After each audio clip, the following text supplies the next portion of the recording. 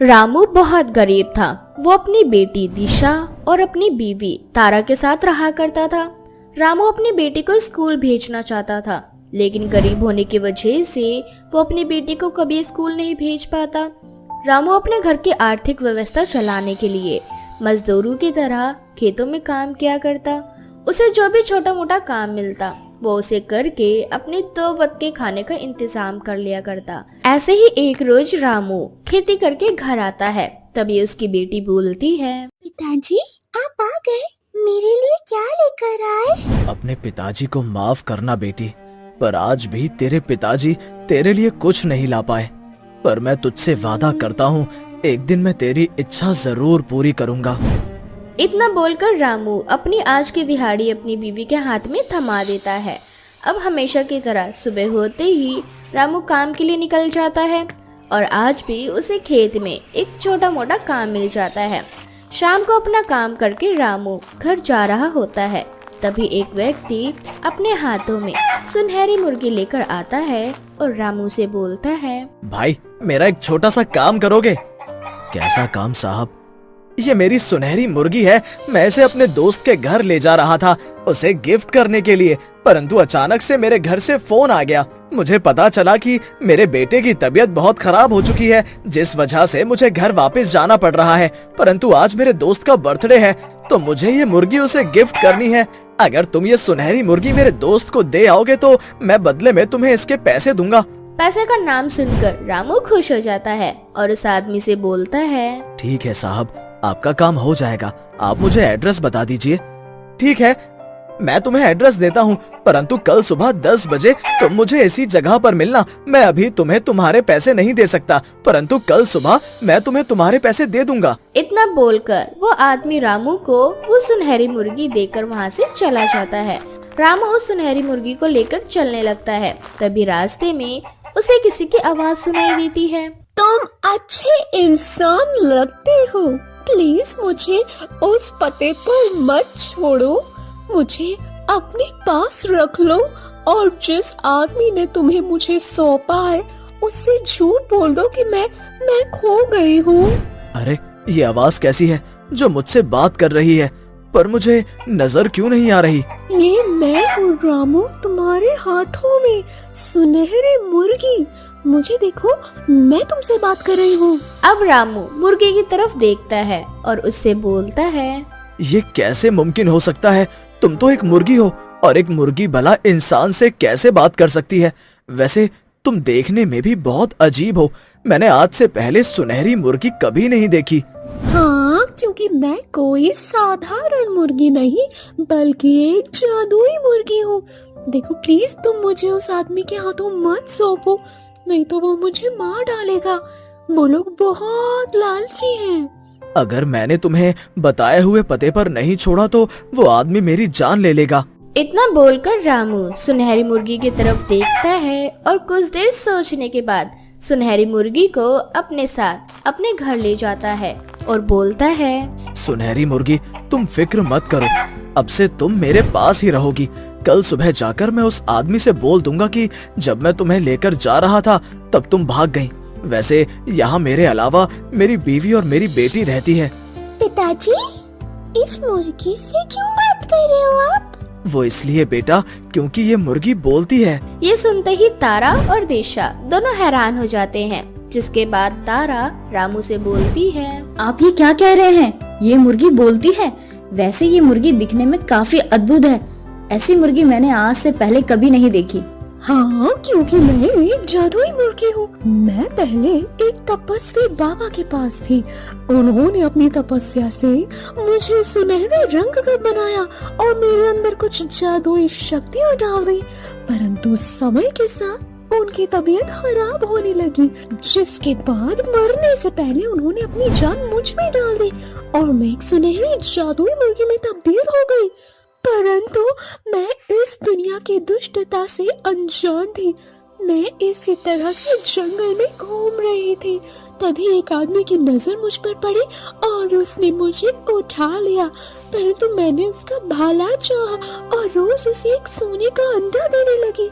परंतु उसका लालच इतना बढ़ गया कि मैंने उसको सोने का अंडा देना बंद कर दिया ताकि उसकी अकल ठिकाने आ सके।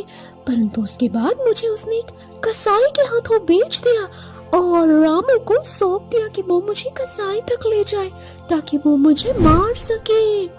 अगर ऐसा है जादुई मुर्गी तो तुम्हारे साथ अब कुछ नहीं होगा क्योंकि तुम अब हमारे घर में हो। अब हमेशा हम साथ रहेंगे जादुई मुर्गी।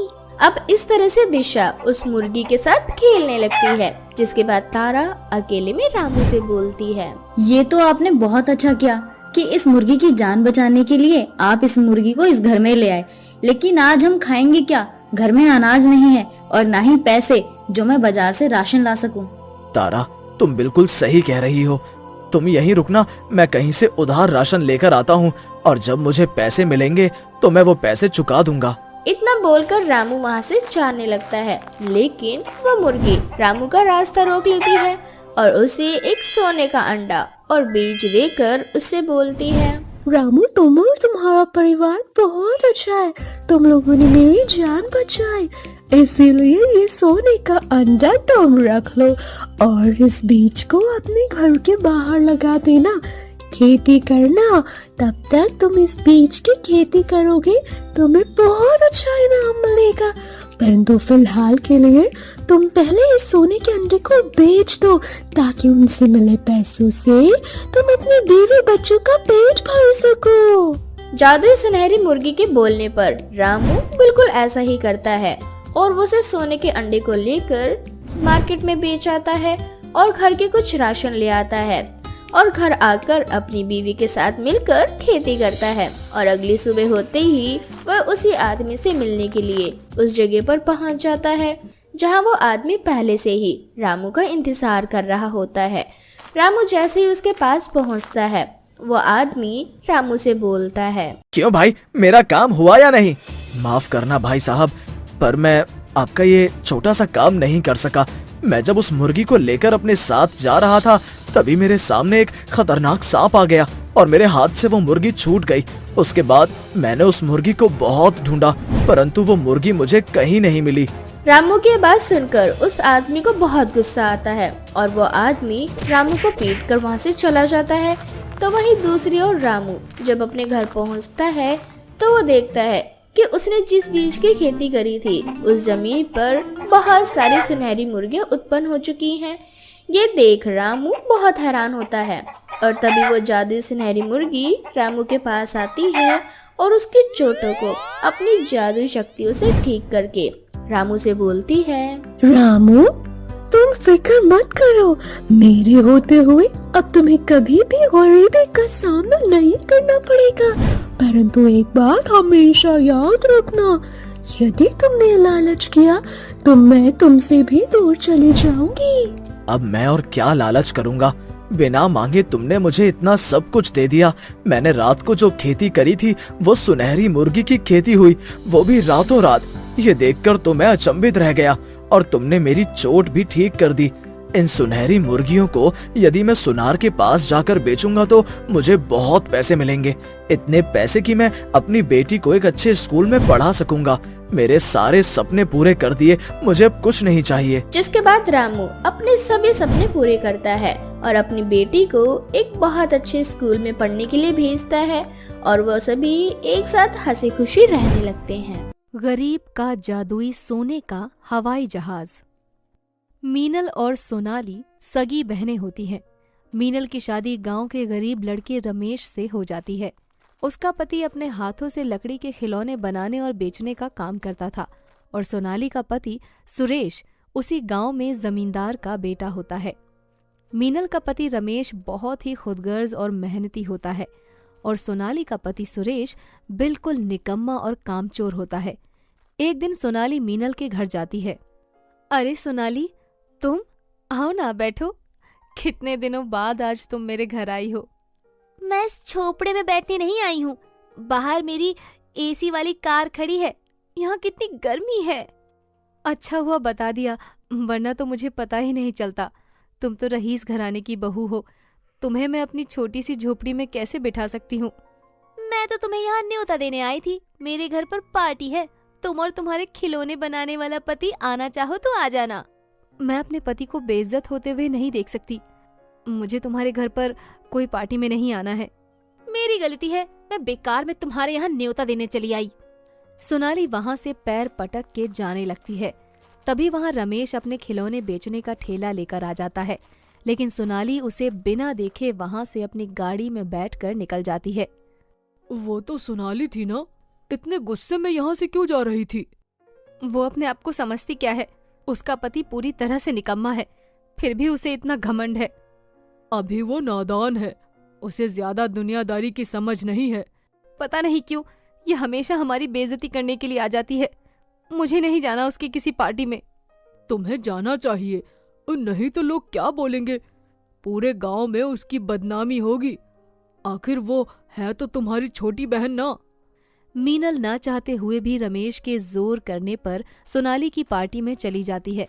सोनाली एकदम टिप टॉप चमकदार कपड़े पहने हुए होती है और मीनल एकदम सिंपल सादी साड़ी में होती है।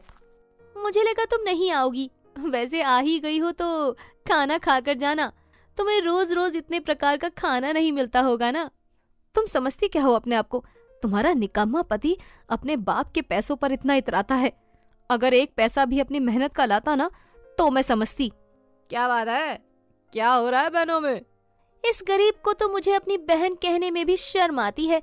इसके कपड़े देखो, घर के नौकर भी इससे अच्छे कपड़े पहनते हैं। तुम्हें ऐसा नहीं कहना चाहिए, आखिर ये तुम्हारी बहन है। इसीलिए तो इतनी बड़ी पार्टी में मैंने इन्हें बुलाया है, वरना इनकी औकात कहाँ है हमारे जैसे लोगों के साथ उठने बैठने की। मीनल वहां से गुस्से में चली जाती है और घर जाकर रोने लगती है। क्या हुआ? तुम तो अपनी बहन की पार्टी में गई थी ना? मैंने कहा था ना, मुझे उसकी पार्टी में नहीं जाना है। उसने और उसके पति ने फिर से हमारी बेइज्जती की। किसी के बोलने से क्या फर्क पड़ता है? आखिर हम खुदगर्ज लोग हैं, किसी के आगे हाथ नहीं फैलाते, मेहनत करके रोटी कमा कर खाते हैं। माना उनके जितना बड़ा घर नहीं है हमारा, लेकिन हम उनसे कहीं ज्यादा खुदगर्ज हैं। लेकिन मैं आपके साथ पूरी तरह से खुश हूँ। मैं आज के बाद कभी भी सोनाली के घर पर नहीं जाऊंगी। एक दिन रमेश अपने खिलौने का ठेला लेकर आ रहा होता है, तभी उसका एक्सीडेंट हो जाता है और उसे बहुत गंभीर चोट आती है। मीनल के पास रमेश के इलाज के लिए पैसे नहीं होते। हाय राम, हमारी मदद करो। क्या हम गरीबों को जीने का अधिकार नहीं है? हमने कभी किसी का बुरा नहीं चाहा। हमारी मदद करो प्रभु। तभी मीनल के आंसू रमेश के बनाए गए एरोप्लेन के खिलौने पर गिर जाते हैं।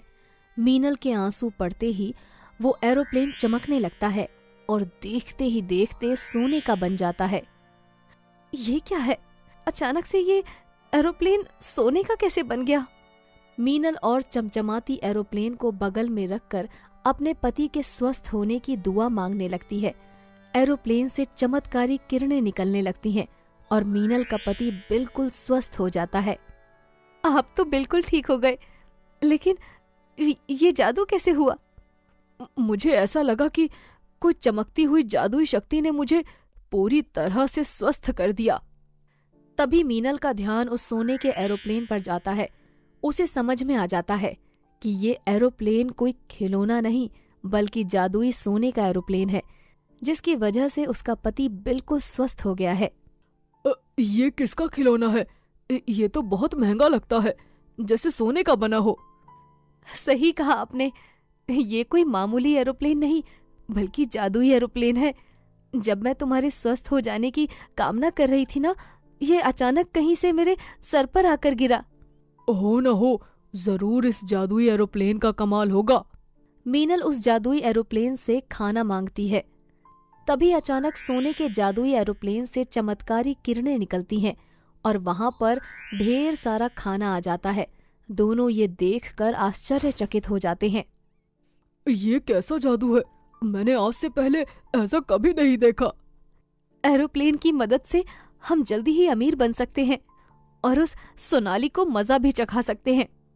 मीनल और जादुई एरोप्लेन से गाड़ी, बंगला, हीरे जवाहरात मांगते हैं और पलक झपकते ही वहां सारी चीजें आ जाती हैं। देखते ही देखते कुछ ही दिनों में दोनों गांव के सबसे अमीर व्यक्ति बन जाते हैं।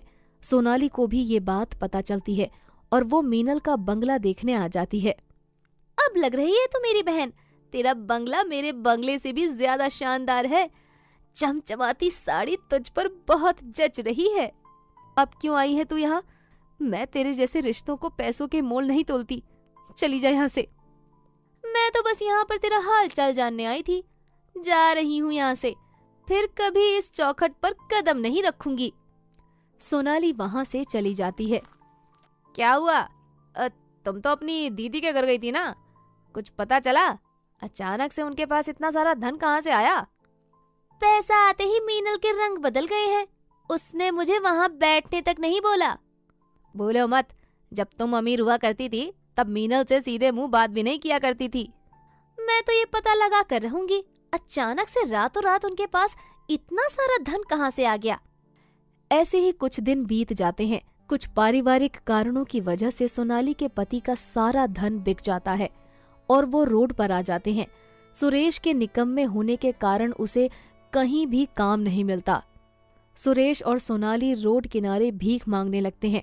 एक दिन रमेश और मीनल की नजर सोनाली और उसके पति सुरेश पर जाती है। मीनल दोनों को अपने बंगले पर ले जाती है। तुमने मुझे पहले क्यों नहीं बताया? मैं तुम लोगों की मदद करती। किस मुंह से मदद मांगने आती? मुझे जरा भी एहसास नहीं था गरीब होना कितना कष्टदायी होता है। मुझे माफ कर दीजिए। मैंने अपने पैसों के घमंड में आपके दिल को बहुत दुखाया है। तुम चिंता मत करो, अच्छा करने वालों के साथ हमेशा अच्छा ही होता है। मेरे पति ने हमेशा मेहनत से पैसे कमाए हैं, इसीलिए ये सब धन उनकी सच्चाई और अच्छाई का परिणाम है। मीनल सोनाली और सुरेश को माफ कर देती है और सोने के जादुई एरोप्लेन से उनके लिए भी नया घर मांगती है। तुम्हें चिंता करने की कोई जरूरत नहीं है।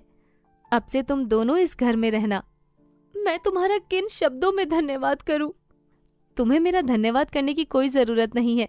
बस हमेशा अपने से नीचे वर्ग वाले लोगों की इज्जत करो और हर संभव समय में उनकी मदद करने का प्रयास करो। मीनल और सोनाली के रिश्ते अच्छे हो जाते हैं और सभी लोग खुशी खुशी रहने लगते हैं।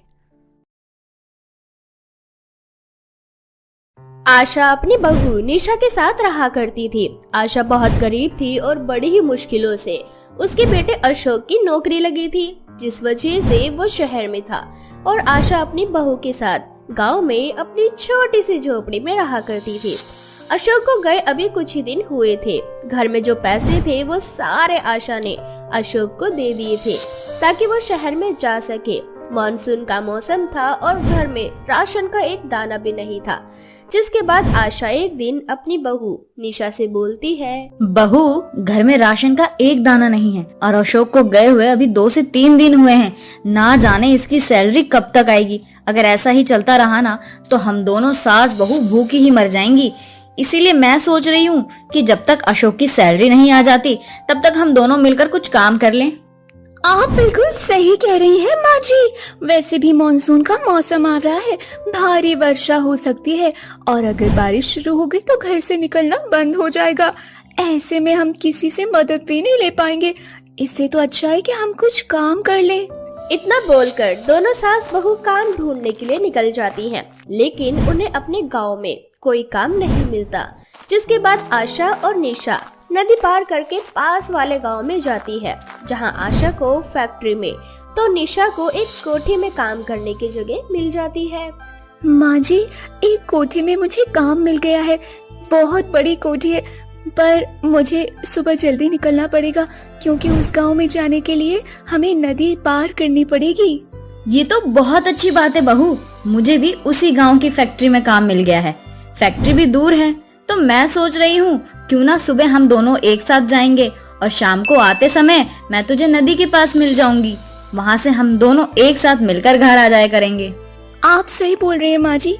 अच्छा माँ जी, घर में थोड़े से आटे बचे हैं। मैं सोच रही हूँ क्यों ना आज मैं इसी की रोटी बना लूँ और हम दोनों प्याज रोटी खाकर सो जाएं।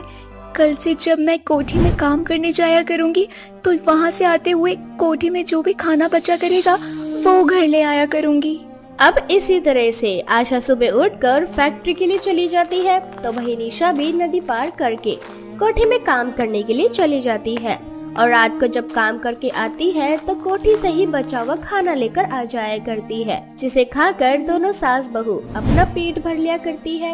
ऐसे ही एक रात आशा और निशा सो रही होती है, तभी उन दोनों के मुंह पर पानी की कुछ बूंदें गिरती है और आशा की आंखें खुल जाती है। बहू, मुझे लगता है बारिश हो रही है और देख हमारे घर की छत टूटी हुई है, जिस वजह से बारिश का पानी हमारे घर में आ रहा है। निशा उठकर बाहर जाती है और वो देखती है कि बाहर काफी तेज की आंधी और तूफान चल रही है और साथ ही बिजलियां भी कड़क रही है और बहुत ही जोरों से बारिश भी हो रही है। बारिश को देख निशा घर में आती है और अपनी सास से बोलती है, माँ जी, बाहर आज बहुत वर्षा हो रही है। अगर इसी तरह तेज बारिश होती रही तो नदी का पानी भर जाएगा और उस नदी पर जो पुल है वो लकड़ी का बना है। मुझे तो डर लग रहा है, अगर वो लकड़ी का पुल टूट गया तो हम काम पर कैसे जाएंगे माँ जी। निशा अपनी सास से बात कर ही रही होती है कि तभी वो देखती है कि उसकी छत बहुत ज्यादा टपक रही है, जिसके बाद निशा घर का कुछ जरूरी सामान एक घाट पर रख देती है और जहाँ जहाँ से छत टपक रही होती है वहाँ वहाँ बर्तन लगाकर बारिश के पानी को जमा करने लगती है। इसी तरह से दोनों सास बहू पूरी रात एक कोने में बैठी होती है और बारिश के रुकने का इंतजार कर रही होती है। सुबह होते ही बारिश बंद हो जाती है और वो दोनों काम पर जाने के लिए तैयार होने लगती है। जैसे ही घर से वो निकलती है वैसे ही उषा नाम की एक औरत दोनों के पास आती है और उनसे बोलती है, अरे आशा बहन और निशा बहू, तुम दोनों ऐसे मौसम में कहाँ चली? बहन, हम दोनों अपने अपने काम पर जा रहे हैं। अरे उषा बहन, कुछ दिनों के लिए घर में ही रहो। तुम्हें मालूम नहीं है क्या, सरकार ने रेड अलर्ट जारी किया है। मौसम विभाग के अनुसार पता चला है कि अपने गांव में भी कुछ दिनों तक लगातार बारिश होगी और आंधी तूफान भी चलेगी। हो सके तो गांव में भी बाढ़ आ सकती है या फिर बवंडर, इसलिए घर में ही रहो। उषा आंटी जी, हमें कुछ नहीं होगा और जैसे हमें लगेगा कि मौसम खराब हो रहा है हम घर वापस आ जाएंगे। अभी भूखे मरने से तो अच्छा है कि मैं बाहर जाकर कुछ काम कर लूं, ताकि ऐसे मौसम में अगर हम दोनों सास बहू को घर में रहना पड़े तो खाने के लिए कुछ तो हो। इतना बोलकर आशा और निशा अपने अपने काम पर निकल जाती है। आशा फैक्ट्री में काम कर रही होती है कि तेज वर्षा होने लगती है, जिस वजह से फैक्ट्री का मालिक सबसे बोलता है, आप सभी लोग जल्दी से अपने अपने घर जाओ, बारिश बहुत तेज हो रही है। अभी न्यूज आई है और सरकार की भी सबसे अपील है कि सब अपने घर में ही रहें। इतना बोलकर फैक्ट्री का मालिक फैक्ट्री बंद कर देता है, जिसके बाद आशा भीगती हुई नदी के पास जाती है और अपनी बहू का इंतजार करने लगती है। कुछ ही देर बाद उसकी बहू निशा भी वहाँ आ जाती है और अपनी सास से बोलती है, माँ जी, आप इतनी बारिश में रुकी क्यों रही है? बहू, मैं तेरा ही इंतजार कर रही थी। चल, अच्छा हुआ कि तू आ गई। अब चल जल्दी घर चलते हैं। सरकार ने रेड अलर्ट जारी कर दिया गया है और ये भी कहा है कि बहुत जगह पे बाढ़ आ चुकी है। सभी को सख्त हिदायत दी गई है कि सभी अपने घर में रहें। हाँ माँ जी, मैं जानती हूँ, तभी तो आज मैं भी जल्दी आ गई। इतना बोलकर जैसे तैसे दोनों सास बहू भीगती हुई नदी को पार करके गांव में पहुंचती है और अपने घर जाती है। वे दोनों जब अपने घर जाती है तो देखती है कि बारिश का पानी पूरे घर में भरा पड़ा है और सारा सामान पानी में तैर रहा है। ये देख निशा अपनी सास से बोलती है, माँ जी, बारिश का पानी तो घर में भर चुका है। अब हम दोनों कहाँ रहेंगे, क्या करेंगे? सारा घर पानी में तैर रहा है।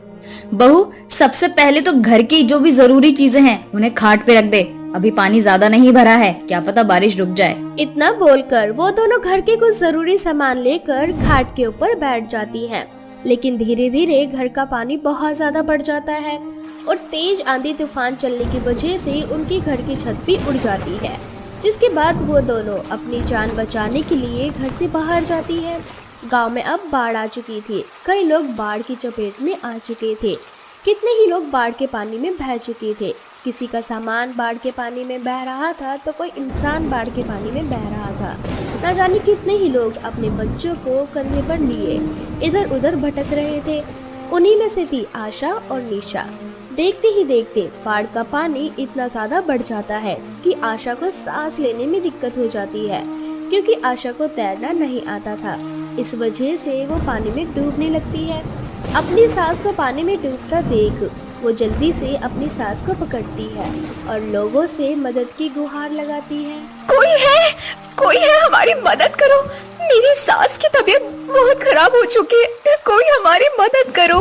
इस तरह से निशा अपनी सांस को पकड़कर बाढ़ के पानी से लड़ रही होती है, लेकिन अब वो भी हिम्मत हार चुकी थी। देखते ही देखते उसकी आंखें भी बंद होने लगी थी। तभी एक हाथ उसकी ओर बढ़ता है और कुछ देर बाद निशा और आशा की आंखें खुलती है। जब उन दोनों की आंखें खुलती है तो वो दोनों खुद को एक कैंप में पाते हैं, जहां एक आर्मी ऑफिसर उन दोनों से बोलता है, मैडम, आप दोनों ठीक तो है ना? जब आप दोनों को पता था कि बाढ़ आप दोनों के गांव में आ चुकी है, तो आप दोनों बाकी लोगों के साथ एक जगह पर क्यों नहीं गई? हमारी रेस्क्यू टीम अगर सही समय पर नहीं आती तो आप दोनों अपनी जान से हाथ धो बैठती। इतना बोलकर वो आर्मी ऑफिसर वहां से चला जाता है। कुछ देर बाद निशा और आशा कैंप से बाहर निकलती है, जहां वो दोनों देखती है कि उनके ही जैसे ना जाने कितने गरीब लोग हैं जो बाढ़ की चपेट में आ चुके थे और रेस्क्यू टीम ने उन्हें बचाया था।